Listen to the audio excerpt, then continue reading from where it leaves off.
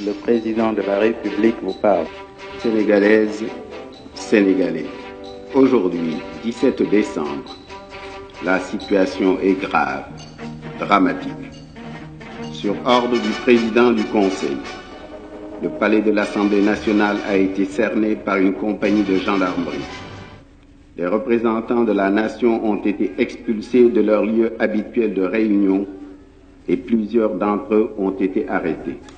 Il s'agit véritablement d'une violation délibérée de la Constitution de la République.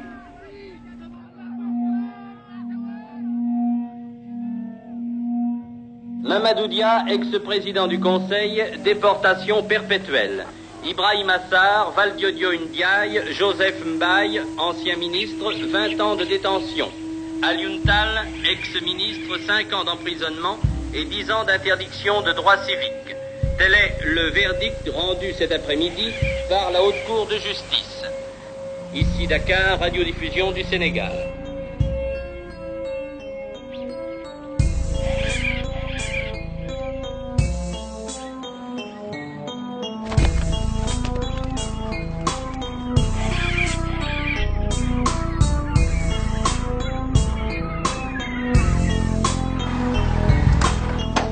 Tout cela me paraissait tellement bizarre, tellement extraordinaire, tellement inattendu.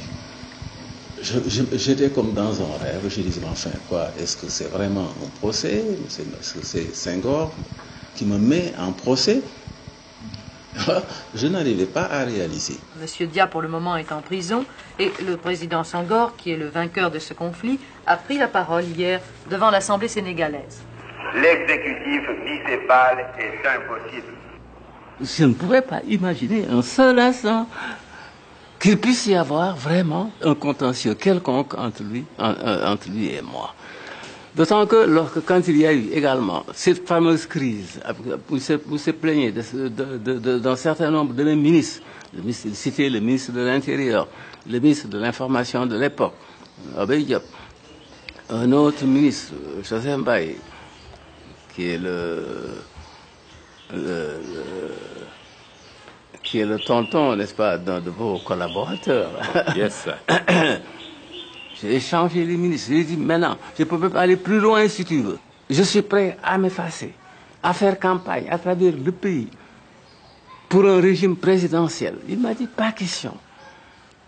7-8 mois après, il me prête cette intention-là à moi de venir lui faire un coup d'État. Je n'ai pas compris ça.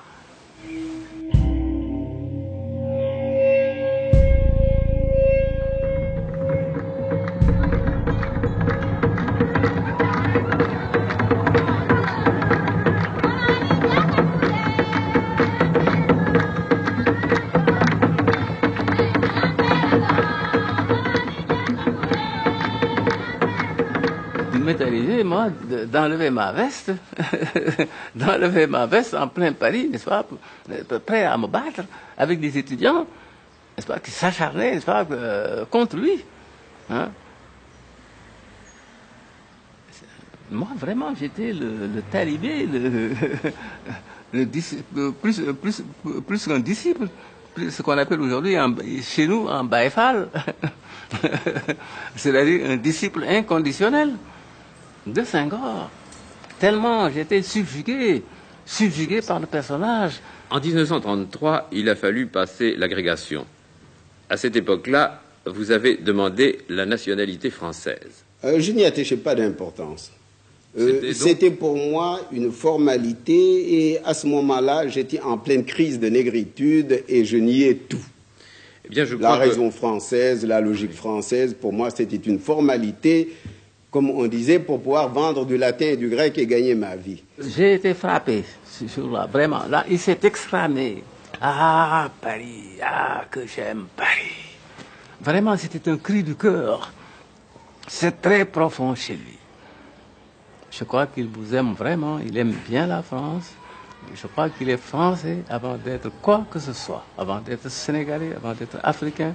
Il a beau chanter la négritude. Je crois que ça, c'est du romantisme, c'est verbal, mais sa conviction profonde Je crois que c'est la France, c'est vraiment l'amour de la France. Ça, je crois que c'est sincère. Je crois que vous lui devez une place au Panthéon, à votre Panthéon. Mes relations personnelles avec Mamadou Dia ont donc pris naissance dans la maison de Joseph et Nafi Mbaye. Nafi Mbaye qui est ma belle-sœur et Joseph qui était l'ami, le condisciple, le compagnon de Mamadou Dia. En 1952 donc, c'était une sorte de lieu de rendez-vous de la classe politique de l'époque. Il y a 17 ans que je suis lié à Mamadou Dia. C'est moi qui l'ai découvert et qui l'ai poussé à franchir les étapes de la carrière politique l'une après l'autre. C'est en fait un marché de dupes, un jeu de dupes. En ce sens que Mamadou Dia est entré en politique à la demande et sous la pression insistante de Léopold Senghor, qui venait de rompre dès 1948 avec la SFIO de Lamine Gueye. Il se méfiait de la politique et avait une vocation d'enseignant, puisque, comme vous le savez, c'était un instituteur. Après s'être laissé forcer la main, il s'est engagé corps et âme, parce que c'était un homme tout d'un bloc, un homme entier, au service de la construction du parti fondé par son ami et compagnon Léopold Senghor. Il a consacré toute sa vie au succès du projet politique senghorien. Senghor, Lamine Gueye, Mamadou Dia représentaient notre pays dans les plus hautes sphères de l'administration française qui était à Paris. Et nous étions donc les étudiants qui pensions que l'avenir de l'Afrique était entre nos mains. Le 26 août 1958, De Gaulle saisit cette occasion, 2 mois après son discours d'Alger, pour ouvrir aux pays qui furent nos colonies les voies de l'indépendance. Il leur offre le libre choix. Rester avec la France ou s'en séparer. Monsieur Mamadou Dia n'est pas à Dakar actuellement. Monsieur Valdiodio Ndiaye, je le rappelle, ministre de l'Intérieur et de l'Information, parle ici au nom de Monsieur Mamadou Dia, président du Conseil de gouvernement du Sénégal. Dans un mois, le suffrage populaire déterminera l'avenir des rapports franco-africains. Nous disons indépendance et nous disons ensuite unité africaine. Si l'indépendance que nous voulons n'est pas la sécession, elle n'est pas davantage l'indépendance dans le cadre de chaque territoire. Nous définirons avec les autres territoires de la Fédération une position commune. Et le général de Gaulle va prendre la parole.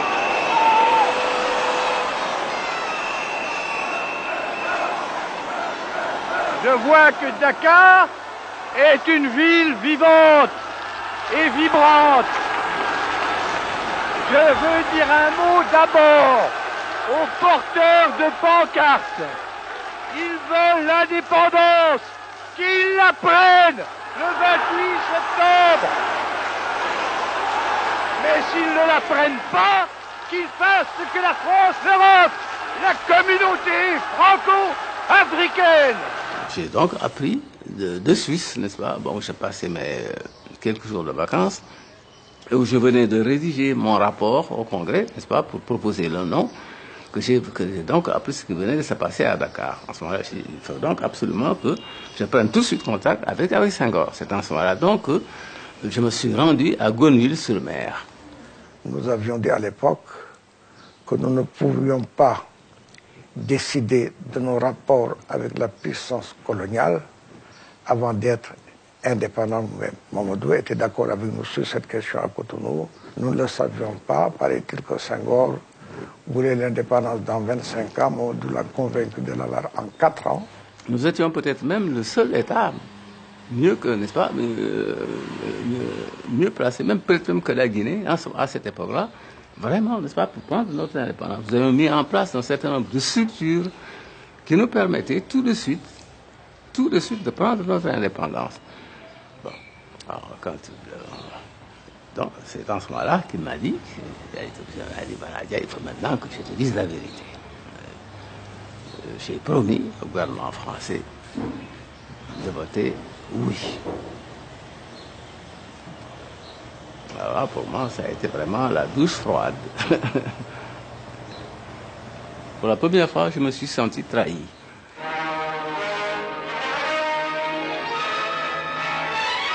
Je vous demande un oui massif, avait dit le général de Gaulle. Jamais consultation n'avait intéressé autant de territoires.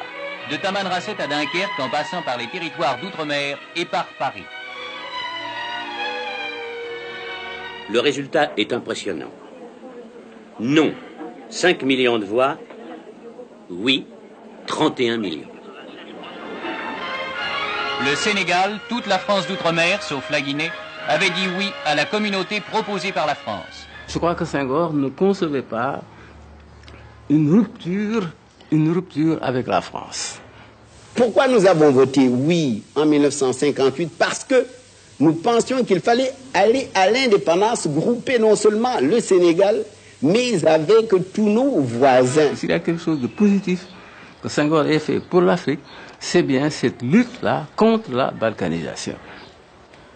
Donc la fédération d'abord, avant l'indépendance, et nous avons même réussi à obtenir le ralliement à cette thèse-là de nos frères du Mali, et les Modibo Keïta. 4 avril, signature des accords entre la France et la Fédération du Mali. Nous étions d'abord 4. La Haute-Volta nous avait abandonnés, le Niger également. Ils ont suivi ensuite, ils ont suivi au fouet. Alors donc nous sommes restés le Sénégal et l'ex-Soudan. À Dakar, tandis que descendaient du mât les couleurs françaises, un nouvel État est né, la Fédération du Mali, réunion du Sénégal et du Soudan. Au nom de la France, M. Louis Jacquinot, ministre d'État, et M. Modibo Keïta, au nom du gouvernement fédéral, dont il est le chef, ont échangé les instruments de ratification des accords de transfert de compétences.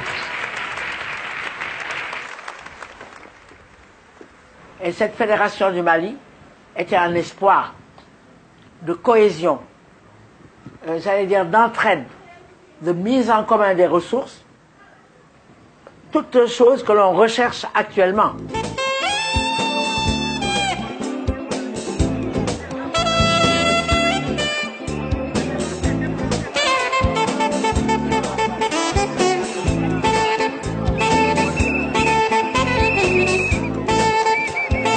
En somme, c'est le Soudan au Sénégal maintenant. Eh bien, si vous voulez, oui. Le mariage du Soudan, en tout cas, et du Sénégal. Mais il y a quelque chose d'essentiellement militariste dans votre façon d'endoctriner la jeunesse. Pourquoi? Nous avons donc militarisé nos jeunes pour pouvoir entraîner les populations dans la perspective de leur mobilisation pour les investissements humains. Les différences entre les deux pays qui formaient le Mali nous avaient paru assez sensibles pour le faire remarquer au président du Conseil sénégalais lui-même, M. Mamadou Dia. Ce dynamisme du Soudan, son organisation politique, je crois, sera un élément, un facteur positif. D'un autre côté, il est certain que le sens aussi de la démocratie des Sénégalais pourra également être constitué un frein à ce que vous appeliez tout à l'heure une tendance nettement marquée au parti unique. Senghor et Dia étaient du même bord, du même côté. Oui. Ils étaient du même côté. Et Senghor devait être président de la Fédération du Mali, et Dia s'était mobilisé pour que Senghor devienne président de la Fédération du Mali. Modibo Keïta étant président du Conseil. Mais le chef de l'État de la Fédération du Mali, ça devait être Senghor.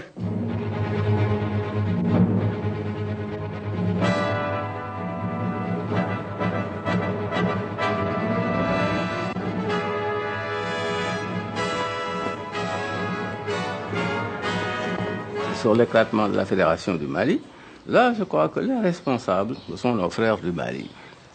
Ils ont eu des comportements absolument inadmissibles. Et ils ont travaillé même à disloquer l'unité sénégalaise en nous opposant à notre adversaire de l'époque, qui était Lamine Gueye, qui est d'ailleurs tombé dans le jeu des Maliens, qui le poussait, n'est-ce pas, à se présenter comme président de la Fédération à la place de Senghor.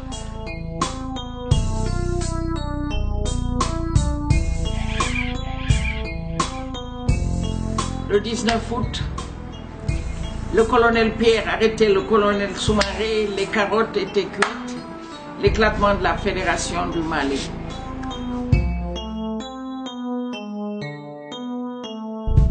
C'est donc Mamadou Dia le responsable? Mais c'est sous le magistère de Mamadou Dia. Est-ce que Senghor, à ce moment-là, n'est pas encore président de la République, il va le devenir. Modibo Keïta, qui était le chef de gouvernement, est rentré dans mon salon et il me dit, je viens prévenir Doudou que nous partons. L'aventure ne peut pas continuer. Nous allons partir demain matin. Et nous allons le retrouver pendant 4 ans en exil à Bamako. Dakar a vécu des heures de fièvre. Le Sénégal s'est retiré de la Fédération du Mali. Les Soudanais rêvaient, selon leur tempérament, d'un État unitaire où ils nous auraient dominés grâce à leur nombre et à leur discipline. Nous voulions, nous, d'un État fédéral très souple. Vous connaissez l'événement. Le Sénégal a été amené à prendre son indépendance, à quitter la Fédération du Mali. Nous ne renonçons pas à cet idéal-là, mais nous avons considéré que précisément pour réaliser ce regroupement, pour aller de l'avant, pour faire un jour l'unité africaine, il était indispensable que nous recouvrions d'abord notre liberté, notre indépendance.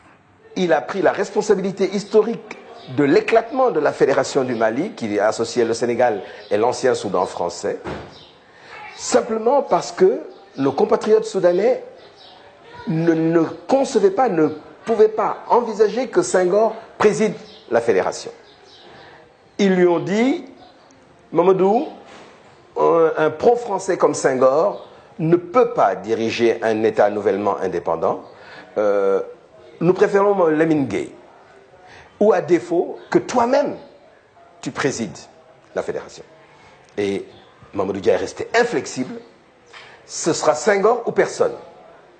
C'est ça qui est la cause principale de l'éclatement de la Fédération, si l'on fait abstraction des manœuvres des Français, évidemment, qui étaient pour le démembrement de l'AOF. L'Assemblée sénégalaise avait sanctionné la séparation du Sénégal et du Soudan.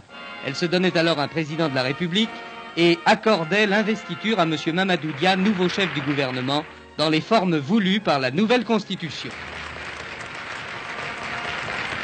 Chaque fois qu'il y a eu des événements importants, qu'il y a un tournant, j'ai toujours proposé à Senghor de venir prendre la direction. Je l'avais fait déjà au lendemain de la locale. Après le référendum, j'ai dit maintenant le moment est venu. Il m'a dit non, il n'est pas question, c'est toi. Là également, après la rupture avec le Mali, la Constitution, je lui dis voilà encore une occasion. Il faut maintenant que tu prennes maintenant la direction du pays comme leader. Il m'a dit pas question, tu resteras comme président du Conseil avec tous les pouvoirs d'un chef de gouvernement. Et moi, bon, genre président de la République, 4e République.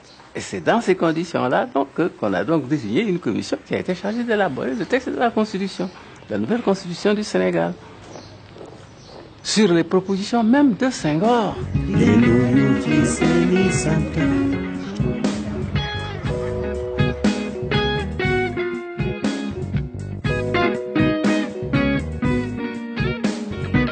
C'est un redoutable honneur pour moi d'avoir été placé hier par la confiance unanime des représentants de la nation à la tête de l'État sénégalais. Cher Dieu Sénégal, si je t'ai tant chanté, et de préférence ce pays bas où dorment mes ancêtres sous les palmes et l'Elysée, si je t'ai tant chanté, c'est que tu es ma patrie, la chair de ma chair, la chair de nos morts. Sur la culture africaine, sur les dimensions multiples de la culture, dans le domaine du développement, c'est Senghor. Mais la pratique du développement, c'est Mamadou Dia. Nous étions le seul pays parmi les anciennes colonies, en Afrique, au sud du Sahara en tout cas, à avoir ce régime parlementaire. Les autres avaient un régime présidentiel. Je pense que ça a pu jouer un rôle. Parce que le président du Conseil avait beaucoup de pouvoir. Le président de la République n'en était pas dépourvu non plus. Ce qui explique d'ailleurs quelques ambiguïtés et quelques malentendus. Mamadou Dia avait le titre de chef de gouvernement, mais il avait un gouvernement qui définissait et conduisait la politique de la nation. Donc le président du Conseil des ministres avait beaucoup plus de pouvoir qu'un premier ministre d'un régime présidentiel déconcentré. Et donc forcément, il y avait une sorte de réel bicéphalisme à la tête de l'État. Une mission nous a été confiée par Mamadou Dia et Senghor. Ceux qui étaient des sujets français jusque-là, ils devaient devenir des citoyens sénégalais. Et pour ça, nous avons mis en place le système de l'animation rurale.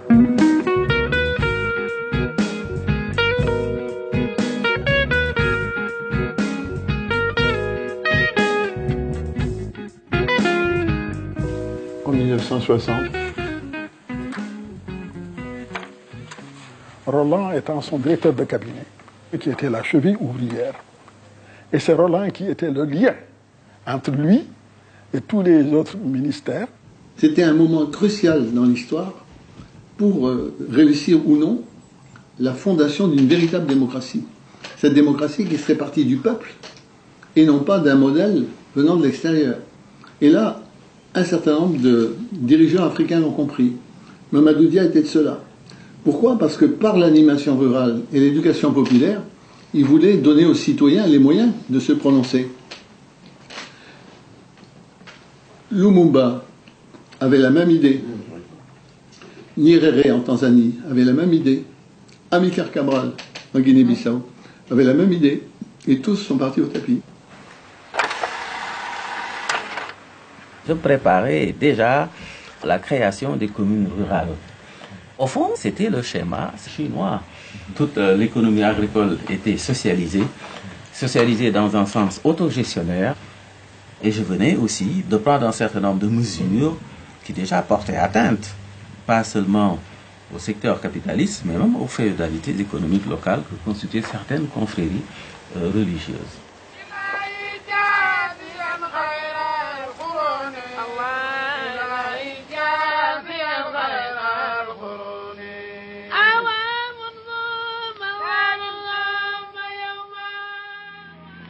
Sur le plan bancaire, la transformation du crédit du Sénégal en crédit populaire, de façon justement à permettre aux coopératives maintenant de disposer aussi des moyens financiers et bancaires.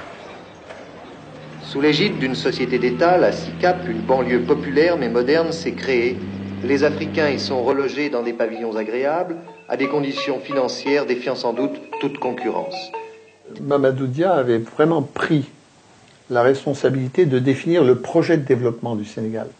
Il disait le socialisme participatif, pour moi, c'est un contrat entre l'État et la nation.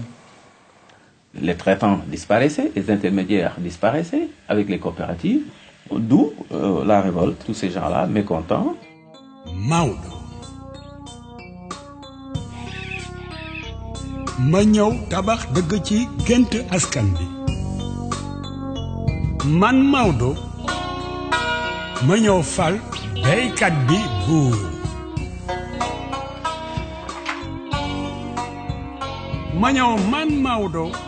Mamadou Dia, son intégrité n'est plus à démontrer, je pense. Mais son autorité a pu, à la longue, être une sorte d'autoritarisme. Quand, par exemple, on nous annonçait la visite de Mamadou Dia à Diourbel, toute l'administration était sens dessus-dessous. Parce qu'on savait que celui qu'on appelait le président Dia visitait de fond en comble tous les services administratifs, à commencer par la gouvernance. Moi, mon époux, à l'époque, étant gouverneur adjoint chargé du développement, était le responsable de la délégation qui parcourait les différents coins de la région. Mamadou Dia, le chapeau de cow-boy sur la tête, rentrait dans le champ, visitait les pieds d'arachide, les épis de mil, il ne laissait rien au hasard. Il y a eu un engouement formidable. Il y a eu un mouvement de libération paysanne, quelque chose d'extraordinaire dans ce pays. J'avais réussi, n'est-ce pas, vraiment, à mettre au pas toute la classe maraboutique, les syndicats, les fonctionnaires, à l'époque, qui étaient tout puissants dans ce pays. Nous avions une association forte de près de 400 femmes et Mamadou Dia, il nous a demandé de prendre la carte du parti, ce que nous avons refusé, et il a demandé de mettre fin aux activités de notre regroupement. Pour moi, c'était un acte de dictature. Je dis, il faut que ce soit la classe politique qui donne l'exemple du sérieux, de l'austérité. Il y en avait qui devaient des dizaines de millions. J'ai fait le compte de tout cela et j'ai exigé que cet argent soit remboursé. Et je comptais engager des poursuites. Bon, plus la chambre de commerce. Quant à la chambre de commerce qui trône place de l'indépendance, elle est toujours à majorité française, avec un président français, M. Galinka, qui siège maintenant sous le portrait du président Senghor. Lorsque nous sommes dans une chambre de commerce, nous travaillons pour le Sénégal et non pas pour notre pays d'origine.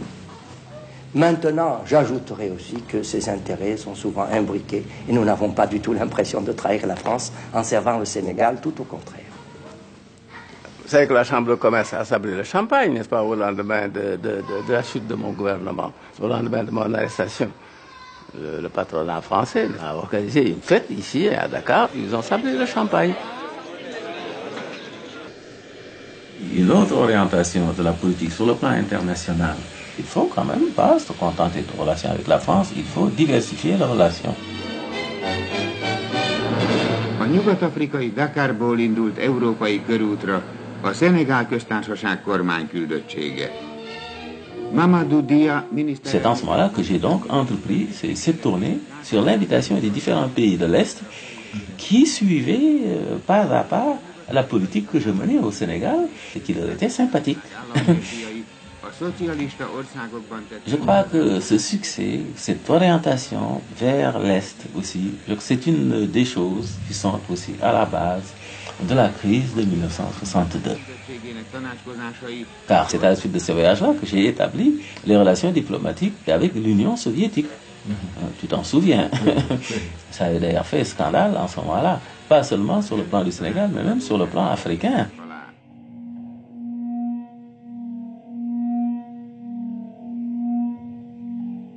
Mamadou Dia a été certainement un très grand patriote sénégalais. Il avait également une vision internationaliste. Il n'était pas du tout communiste comme on dit, mais il était pour le bien de son pays et pour que les ressources de son pays servent les plus démunis du pays. Senghor était le dirigeant régulier et Mamadou Dia était le dirigeant séculier, pour utiliser des termes ecclésiastiques. Senghor, c'était l'homme du monastère qui donc chantait les chants grégoriens, exaltait la qualité de la relation qui doit exister entre le croyant et Dieu. C'est le moine qui est dans le monastère et qui sort rarement, mais qui réfléchit, crée des concepts, définit les bases d'une philosophie et prolonge tout cela par une réflexion qu'il partage avec les autres. Dia était, lui, le séculier, c'est-à-dire le prêtre qui va de paroisse en paroisse avec une bouteille de lait, un peu de fromage, quelques médicaments, qui va visiter les malades et qui va rendre visite aux personnes nécessiteuses, à celles qui sont prises par l'angoisse. Donc Senghor était un penseur sans que Dia cesse d'être un penseur, et Dia était un acteur politique qui en même temps alliait la pensée et l'action. Donc, on aurait pu dire, utilisant un barbarisme, que Mamadou Dia était le développeur de l'économie sénégalaise, dans ses dimensions théoriques, pratiques, programmatiques et méthodologiques.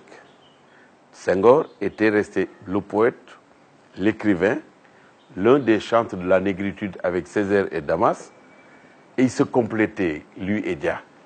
Donc, on aurait pu dire que Senghor incarnait la nation, et Dia incarné l'État. Yéen waa Sénégal ñu ngi nuyu ci seeni sant di nuyu ci seeni sant. Je compte avoir des conversations privées avec le général de Gaulle.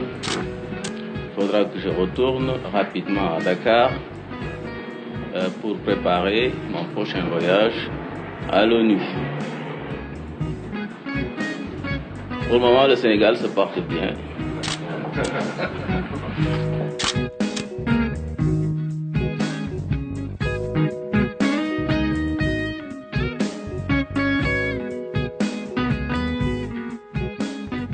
Moi, j'ai commencé à me poser des questions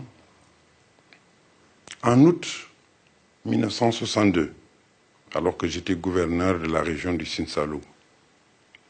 Le président Senghor était allé en vacances et le président du Conseil, Mamadou Dia, a fait une tournée à travers le pays en commençant par le Sine-Saloum.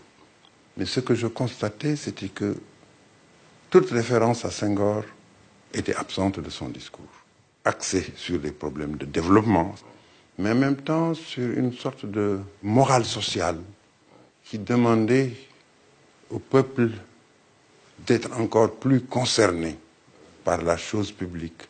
Mais j'entends jamais une référence au président de la République, à Senghor.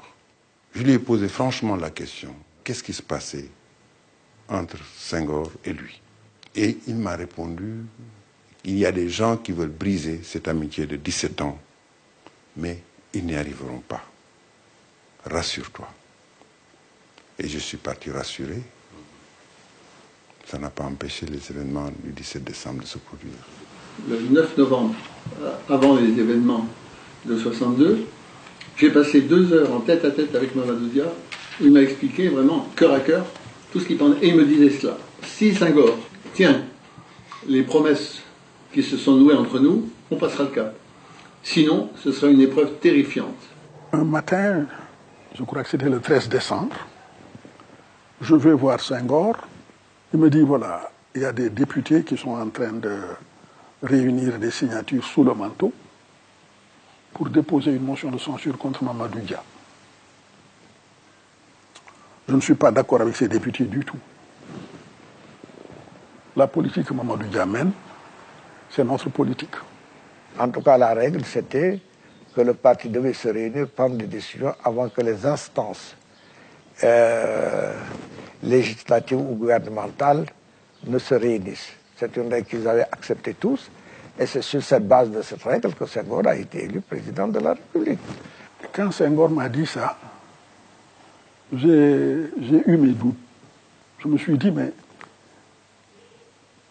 il suffit que Senghor dise à ces gens dont il dit qu'ils sont en train de réunir des signatures sous le manteau, il suffit qu'il leur dise arrêtez pour qu'ils arrêtent. Je lui ai posé une question à Mamadou Dia. Je lui ai dit, mais écoutez, Président, supposez que malgré tout, les gens finissent par réunir une majorité de signatures contre vous. Qu'allez-vous faire? Il dit, je m'y opposerai. Alors je dis, Monsieur le Président, vous n'avez pas le droit de le faire. Il me dit, si, priorité du parti. Je dis, ça, ce n'est pas une constitution, c'est pas dans notre constitution. Vous n'avez pas le droit de faire. Il me dit, si, un tel et un tel m'ont dit que j'avais le droit de le faire, etc. Babacar Ba et moi, ce soir-là, nous avons essayé de le convaincre de ne pas du tout s'opposer à ça par la violence. Mais ça, c'est un des défauts de Mamadou Dia. Le complot s'est mis en place avec le dépôt de la motion de censure. Il s'agissait absolument de pousser Mamadou Dia à un acte d'illégalité constitutionnelle. Et à ce moment-là, effectivement, il est en porte-à-faux et en conflit. Et donc, il devient vulnérable à la répression. Il a choisi d'obéir à sa conscience. Et aussitôt, toutes les forces contraires sont allées voir Senghor et a dit il a violé la Constitution, il a fait un coup d'État. La crise politique qui couvait depuis longtemps a finalement éclaté ce matin, alors que les députés s'apprêtaient à se prononcer sur une motion de censure contre le gouvernement de M. Mamadou Dia. À la fois président du Conseil et ministre de l'Intérieur.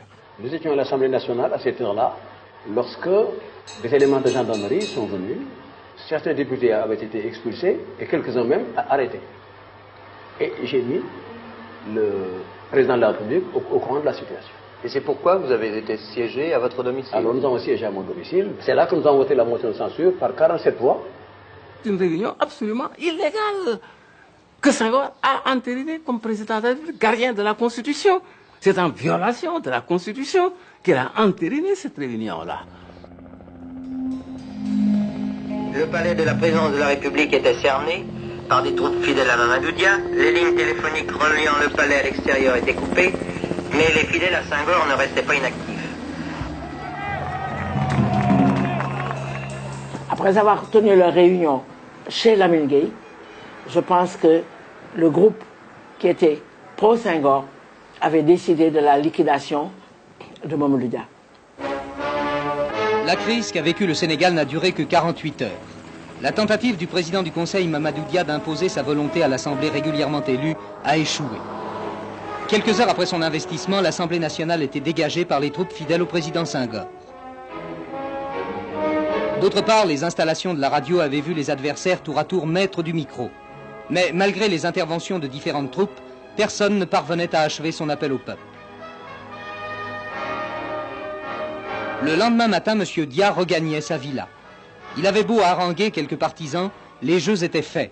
Je suis allé voir Mamadou Dia à la résidence de Médina. Je le trouve là avec une maison remplie de monde en bas, dans la cour. Il me prend dans un coin et se met à me raconter ce qui s'est passé. Ce n'était pas du tout un coup d'État. Et on avait convoqué le Conseil national du parti, sous la présidence de Senghor lui-même, chef d'État et secrétaire général du parti. Il s'est dissocié du parti pour aller rejoindre le mouvement des députés frondeurs qui étaient en rébellion contre le parti. C'est ça la vérité. Les réquisitions ont été lancées contre M. Mamadou Dia et 3 de ses ministres, Valdiodio Ndiaye, ex-ministre de l'Intérieur et des Finances, Joseph Mbaye, économie rurale, et Ibrahim Assar, fonction publique. Leurs arrestations sont imminentes.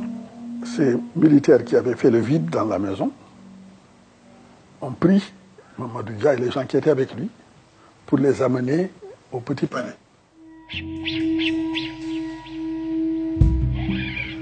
Je prends ma voiture pour aller voir Senghor.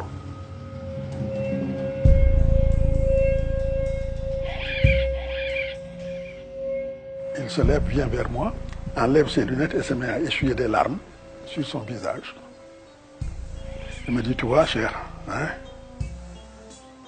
Mamadou Dia, un ami de 17 ans. Je l'ai arrêté parce que sinon c'est lui qui m'aurait arrêté. Alors je lui dis, Monsieur le Président, je ne suis pas d'accord avec vous pour dire que Mamadou Dia voulait vous arrêter. Mais le régime de l'exécutif bicéphale, nous en avons fait l'expérience, est vraiment impossible.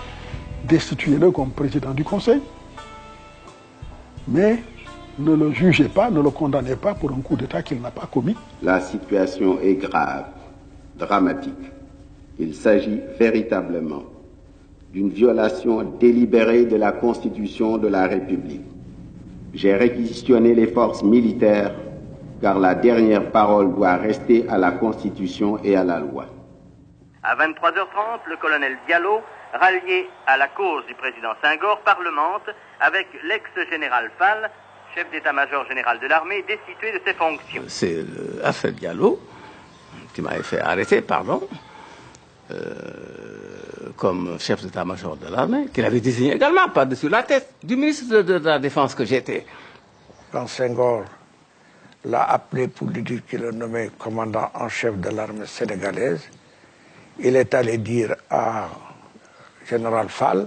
Mon général, je dois vous dire que nous avons reçu ordre de l'ambassade de France d'avoir à exécuter, à obéir aux ordres du président Senghor. Donc la cause était entendue. Il a d'ailleurs été poussé, je dois le dire, par les assistants militaires français qui m'en voulaient aussi. Je venais de prendre des dispositions, d'accord avec le gouvernement français, pour mettre fin au service des assistants techniques militaires français au Sénégal. Jean-Alfred Diallo a été considéré comme traître par Mamadou Dia et Joseph Mbaye. Parce qu'eux, ils étaient au courant, puisque c'était eux les instigateurs de sa présence au Sénégal, de son retour au bercail? C'est à moi qu'il doit d'être au Sénégal. Ce n'est pas à Senghor. Il est alors capitaine de l'armée française. Quand j'ai reçu une lettre de Annette Bailly, qui est la mère de sa mère ou sa tante. Sa mère.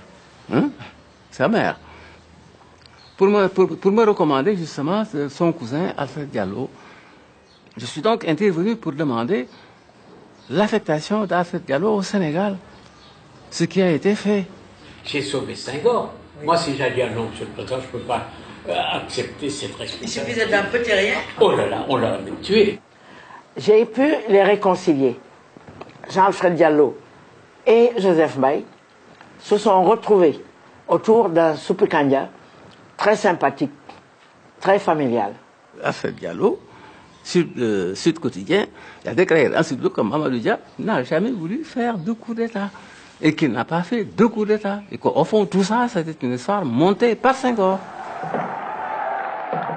En 48 heures, le Sénégal a achevé sa révolution. Tentative de coup d'État, épuration et réforme tendant au régime présidentiel.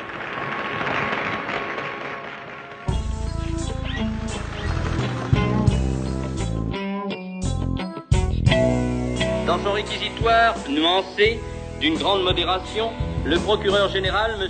Ousmane Camara, avait dit hier, entre ce que Mamadou Dia croyait légal en se basant sur la suprématie du parti et ce qu'est la loi, il y avait un procès. Ainsi, le rideau tombe sur un procès, peut-être moins celui d'un homme de parti que celui d'un système. Un procès entre la Constitution et la primauté du parti. Ici Dakar, radiodiffusion du Sénégal.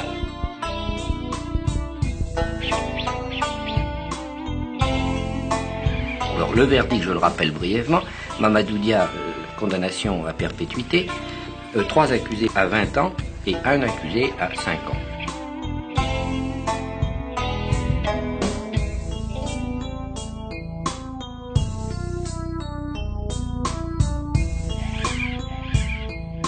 C'est l'aboutissement de la lutte entre les deux plus fortes personnalités du Sénégal, le président de la République, Léopold Sédar Senghor, et le Premier ministre Mamadou Dia, deux personnalités qui ne pouvaient plus collaborer pour plusieurs raisons. Deux cabinets existaient qui n'arrivaient pas à appliquer les décisions prises en Conseil des ministres. Je suis profondément conscient des graves devoirs de ma charge. Il m'appartient de garantir l'indépendance nationale et l'intégrité du territoire de la République. Je n'y faillirai pas.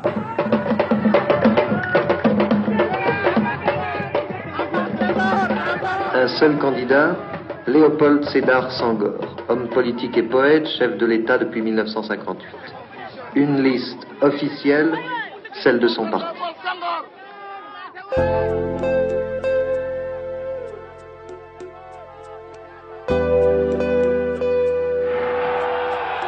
L'opposition a choisi un autre terrain, son terrain, la rue. Une manifestation groupant plus de 10 000 personnes se forme dans la Médina.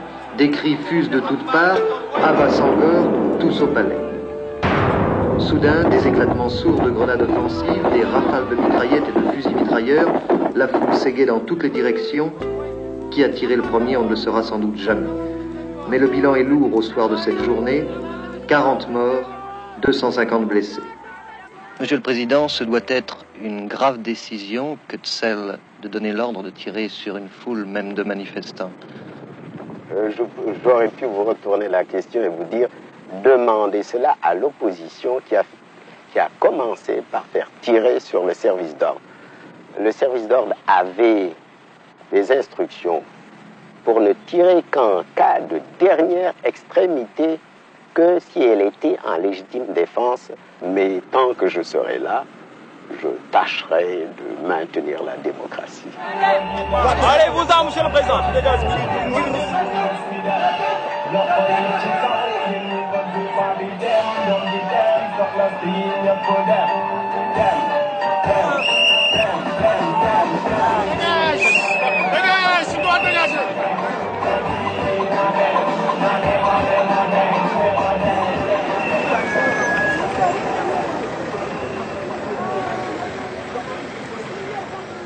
quelques jours après, le procès se termine. Mamadou Dia est condamné de façon aussi sévère. J'ai écrit une lettre de démission. On nous a même demandé à tous les gouverneurs de signer un acte d'allégeance personnelle à Senghor, ce que j'ai refusé. Et au Conseil des ministres où on m'a relevé, il paraît qu'il y a certains ministres qui ont dit oui, mais il faut l'enlever parce que c'est un djaïste. Et vous savez qu'après décembre 62, être djaïste était un délit, sinon un crime, sous le règne senghorien.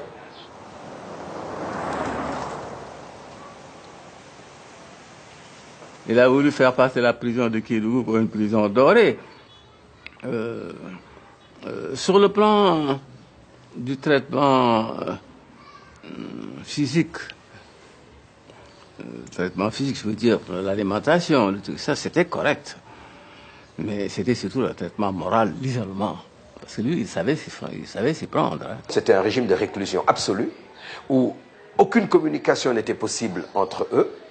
Nous, le groupe dit des incendiaires, quand nous y sommes arrivés, nous avons dû faire deux grèves de la faim, dont une de 23 jours, pour imposer qu'on mette fin à notre réclusion et qu'on nous donne la possibilité de nous voir. On a construit ma tombe sous mes yeux. Comme j'étais condamné à vie. Alors, je voyais des gens qui s'activaient là, à côté. Je me dis, mais qu'est-ce que c'est que ce machin-là? J'ai fait venir le régisseur. J'ai dit, qu'est-ce que vous êtes en train de faire comme ça? Vous êtes en train de me construire ma tombe. Je lui ai dit, mais savez-vous si c'est vous qui allez m'enterrer ou moi? Tu as laissé ta chair aux ronces de la brousse. La plante de tes pieds s'est usée sur les chemins de la vérité. Que veut encore Caïn, ton frère maudit? Tu lui as offert ton cœur. Qu'en a-t-il fait? Il faut savoir que Senghor a mis beaucoup de temps à être convaincu de libérer Mamadou Dia. Il faut le savoir. Il a fallu l'intervention de beaucoup de personnes avec insistance. Il disait oui, mais il faut qu'il reconnaisse qu'il a fait un coup d'État. Il faut qu'il se repente de ce qu'il a fait. Senghor accepte de le libérer s'il prend l'engagement de renoncer à la politique. Dia, qui était déjà plus qu'aux 3/4 aveugle, me dicte une réponse extraordinaire et dont l'essentiel était pour moi la politique n'est pas un droit, c'est un devoir. Et donc on peut renoncer à un droit, on ne peut pas renoncer à un devoir. Il me dit finalement, je préfère être libre dans ma prison que prisonnier dehors.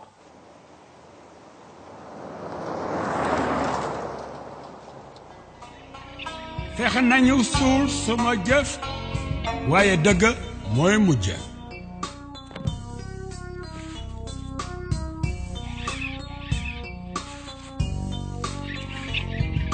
Maodo man jaar naa Kédougou bind fa ay téere ngir ëllëg.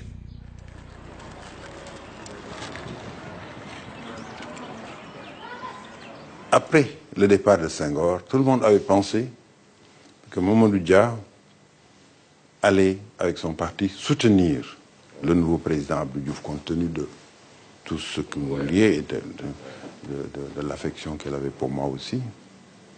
Mais il ne l'a pas fait. Il ne l'a pas fait. Il est resté opposant. Et c'est ce qui a expliqué d'ailleurs la scission à l'intérieur de son parti, puisque Valdiodio et tous ceux qui croyaient en lui l'ont quitté pour venir me rejoindre. Il s'est présenté même contre moi en 1983. Il n'a pas accepté que des gens comme moi, ou comme mon oncle Aboubakri, ou même Valdiodio Ndiaye, n'aient pas accepté de le suivre dans son intention de créer un parti politique. N'est-ce pas? Voilà donc là une des facettes du caractère de Mamadou Dia. Il pardonne tout à Senghor, mais il ne veut pas du tout que les autres se réconcilient avec Senghor ou aient leur liberté d'action.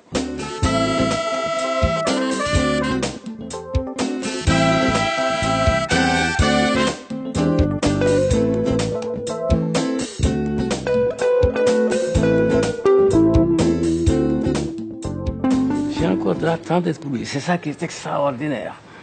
J'ai encore de la tendresse pour lui. Je n'arrive pas à en faire un ennemi. Mamadou Dia avait fait le serment d'être toujours avec Senghor parce que, disait-il, j'ai partagé la cola avec Sédar. Il est sérère, je suis tout couleur. Et la trahison ne viendra jamais de mon côté.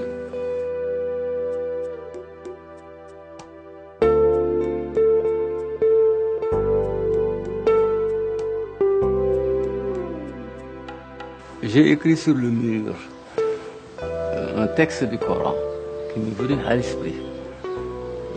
قل لن يصيبنا إلا ما كتب الله لنا هو مولانا وعلى الله فليتوكل المؤمنين.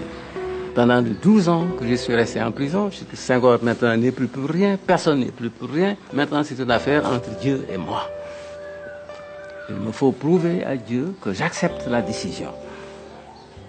En restant serein, en restant calme, en restant moi-même, en ayant de haine contre personne. Et c'est la raison pour laquelle, quand j'ai été gracié par Senghor, quand je suis arrivé, j'ai dit, maintenant, nous nous oublions tout, nous nous embrassons. Ça a été mon geste. Je n'ai pas de rancune sur le plan personnel, je ne peux pas avoir de rancune contre lui.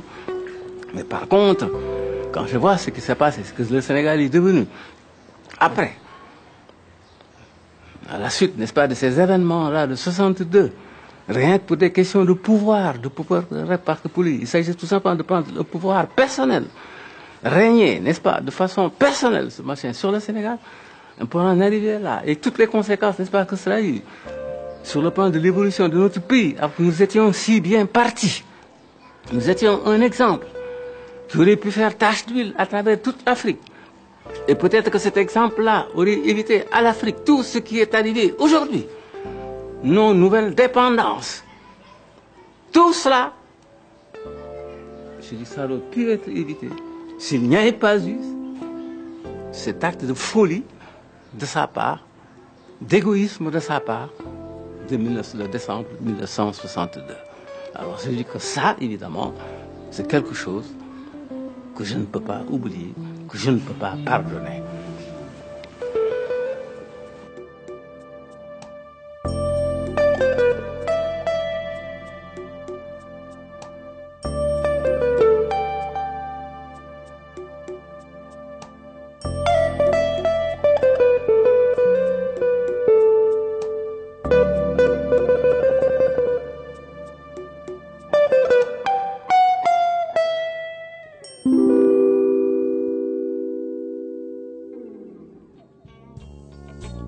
Maodo.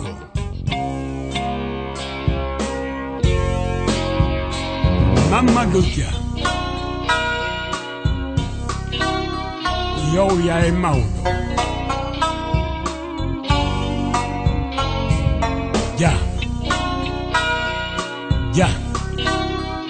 Gërëm nañ la.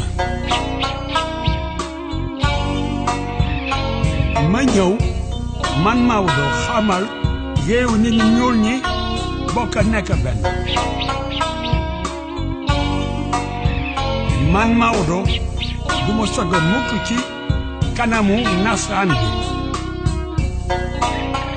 fexe nañu suul suma jëf waaye dëgg mooy mujj.